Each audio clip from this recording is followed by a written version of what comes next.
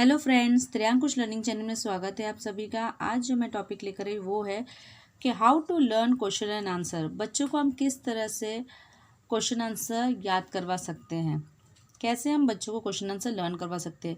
क्योंकि जैसे ही बच्चे क्लास 1, क्लास 2, क्लास 3 में जाते हैं उन्हें बड़े बड़े क्वेश्चन आंसर आना चालू हो जाते हैं। फिलिंग द ब्लैंक्स और आंसर इन वन सेंटेंस तो चलो बच्चों को लर्न हो जाएगा ईजी, आसानी से। एक एक मतलब एक एक वर्ड है, लेकिन क्वेश्चन आंसर तो बड़े होते हैं, कम से कम 3 लाइन के 4 लाइन के होते हैं।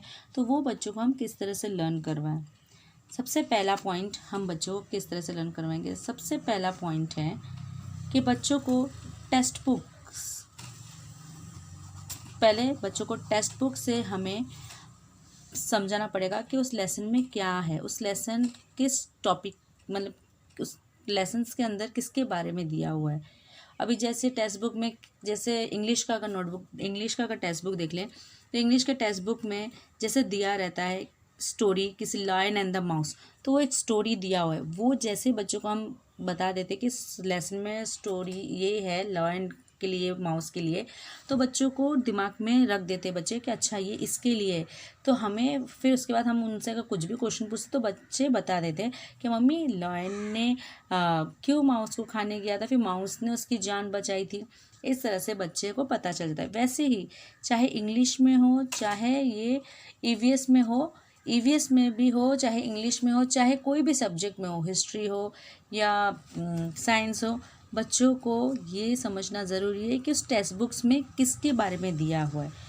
टेक्स्ट बुक चाहे वो इंग्लिश का हो या ईवीएस का हो या साइंस का हो, टेक्स्ट बुक का उन्हें ज़रूरी है जानना कि वो उसमें क्या दिया है, उस टॉपिक में क्या लिखा हुआ है। वो जब तक बच्चों को स्टोरी नहीं पता चलेगा, बच्चे तब तक कुछ दिमाग में लर्न नहीं करवा सकते। और हम लोग बच्चों को रट्टाफाई नहीं करवा सकते, क्योंकि रट्टाफाई करने से बच्चों को कहाँ कब तक याद रहेगा वो आंसर।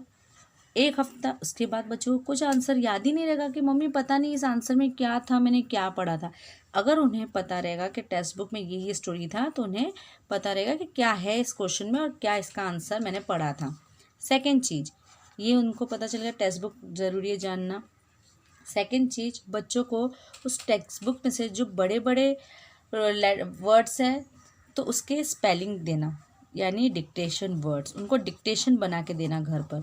अब जैसे कि अभी जैसे मैंने बोला लॉयन एंड द माउस में, लॉयन एंड द माउस में बच्चों को जिस तरह से मैं डिक्टेशन बना के दूंगी, डिक्टेशन में जैसे वो जैसे मैं दूंगी माउस का, लॉयन का, इस तरह से हमें डिक्टेशन बना के देना है। जैसे एक हंटर आया था उसमें, तो वो मैं लिखूँगी हंटर का स्पेलिंग। इस तरह से मैं बच्चों को डिक्टेशन वर्ड्स बना के दूंगी कि इस तरह का पहले स्पेलिंग लर्न करो। बच्चा इस तरह का स्पेलिंग भी लर्न कर लेगा, चाहे एक दिन लगे, बच्चों को हमें इस तरह से स्पेलिंग लर्न करवाना है। जैसे बच्चे स्पेलिंग लर्न कर देते हैं तो बच्चों को उसके बाद मैं अपना छोटा छोटा क्वेश्चन आंसर बना के पूछ सकती हूँ कि बताओ कि माउस ने क्यों छोड़ा लॉयन को, माउस ने क्यों लॉयन को उस नेट में से निकाला, क्यों लॉयन ने माउस को छोड़ दिया, क्यों हंटर ने लॉयन को क्यों उसे कैद किया। इस तरह से मैं छोटे छोटे क्वेश्चन आंसर पूछ सकती हूँ बच्चे को।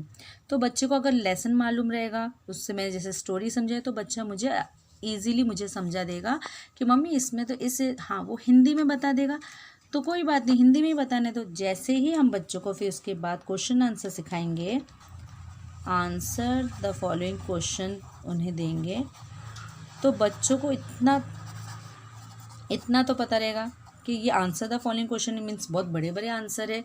तो बच्चे पहले ही पीछे हट जाते, तो वो हटेंगे नहीं। जैसे उन्हें ये text book dictation words learn हो जाते हैं, उसके बाद हम इजीली बच्चों को लर्न करवा सकते हैं। अब वो कैसे करवा सकते हैं, अब हम वो आगे देखेंगे। तो वो चलो देखते हैं। जैसे आज का अगर मैं टॉपिक देखूँ तो आज का मैं टॉपिक ये निकालती हूँ। आज का टॉपिक मैंने ईवीएस का निकाला है, ईवीएस का lesson 13 at home. Lesson 13 EVS का हार्ड वर्ड्स, डिक्टेशन वर्ड्स। इस तरह से पहले तो मैंने उनको इस तरह से मैं पढ़ा दूंगी कि एट होम में क्या क्या है, किसके बारे में है। एट होम में किस लिए, वी नीड अ हाउस, हमें क्यों हाउस चाहिए, ताकि हम घर पे रह सके, घर के बाहर हमें कुछ भी मतलब सन का लाइट से हम प्रोटेक्ट हो सके, घर बाहर जो हवा, रेन, गर्मी होती है उससे हम घर पे प्रोटेक्ट, जैसे बाहर हमें डेंजर जोन लगता है, घर पे हम सेफ़ रहते हैं, इस तरह से हम बच्चों को बता सकते हैं। और क्या होता है परमानेंट हाउस, क्या होता है टेम्पररी हाउस, हम इस तरह से बच्चों को अगर समझा देंगे क्या है स्लोपिंग रॉफ, तो बच्चे को ये समझ में आ जाएगा जो क्या है। उसके बाद बच्चों को जैसे मैंने कहा डिक्टेशन वर्ड्स हम लोग खुद निकाल के दें या स्कूल में टीचर्स दे, जैसे roof, living room, kitchen, protect, thieves, ये हम डिक्टेशन वर्ड्स एक दिन लगाएंगे चाहे उन्हें लर्न करवाने के लिए। आपका बेटा अगर जल्दी लर्न करता है तो और अच्छी बात है, और अगर आपका बेटा लर्न करने में तकलीफ़ होता है, अगर एक को भी उन्हें एक दिन लगता है तो कोई बात नहीं, हम इस तरह से डिक्टेशन वर्ड्स बच्चे को लर्न करवा लेंगे। लर्न करवाने के बाद जैसे यहाँ पर आते हैं एक question answer in one sentence, तो आंसर इन वन सेंटेंस है आंसर द फॉलोइंग सेंटेंस, तो उसके बाद हम बच्चों को इस तरह से लर्न करवाएंगे। हाँ, लेकिन इससे पहले इस तरह से स्मॉल क्वेश्चन आंसर भी हम बच्चों को लर्न करवा सकते हैं, जैसे which house, answer in 1-2 words, which houses are mostly found in towns and cities. बच्चा को पूछेंगे तो बच्चे को इतना मालूम रहेगा, जो परमानेंट और पक्का हाउस जो मैंने इसमें अभी उसे लर्न करवाया। Which houses are made of mud and straw, mud और स्ट्रो से कौन सा घर बनता है, टेम्पररी और कच्चा हाउस।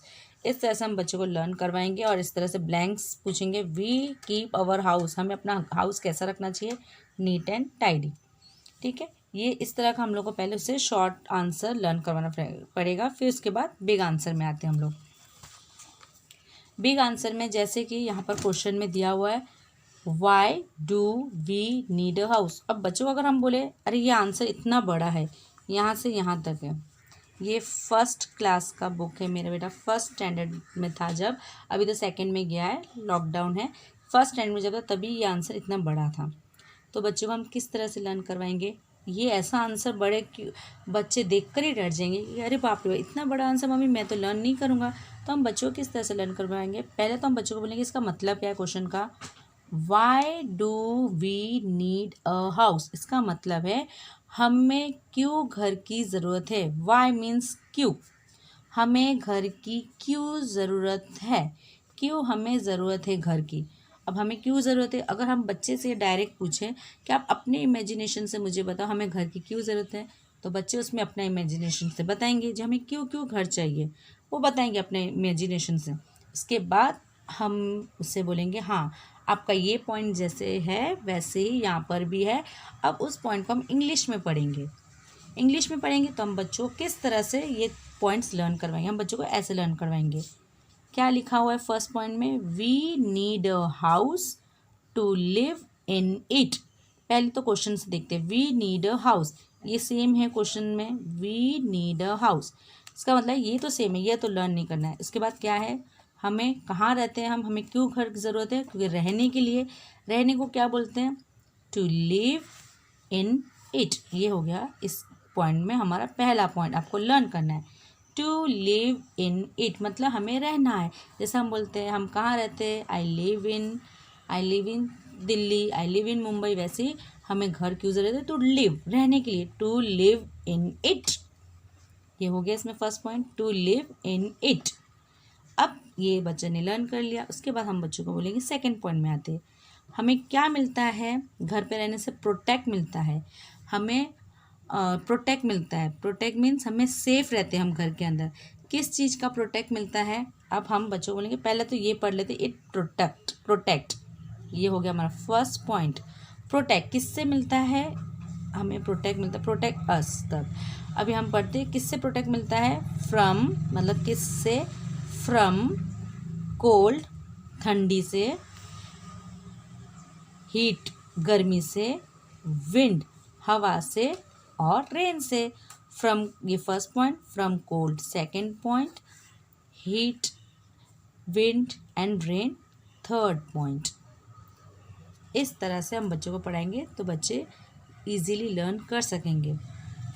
ये जैसे ही बच्चे 2 पॉइंट लर्न कर लेंगे, हम बच्चों को ओरली पूछे इससे अच्छा है अब बच्चों को कहें कि एक बार लिख के दिखाओ ये 2 पॉइंट, कि कितना बच्चों को याद है। जैसे ही बच्चे ये 2 पॉइंट लिख लेंगे, बच्चों को आ जाएगा, हम थर्ड पॉइंट पे जाएंगे, और अगर बच्चों को तब तक नहीं आया आंसर तो हम इसी को फिर बच्चों को फिर से बोलेंगे। चलो फिर से बोलो कि फर्स्ट पॉइंट क्या आएगा, टू लिव इन इट, ये फर्स्ट पॉइंट का फर्स्ट पॉइंट आ गया।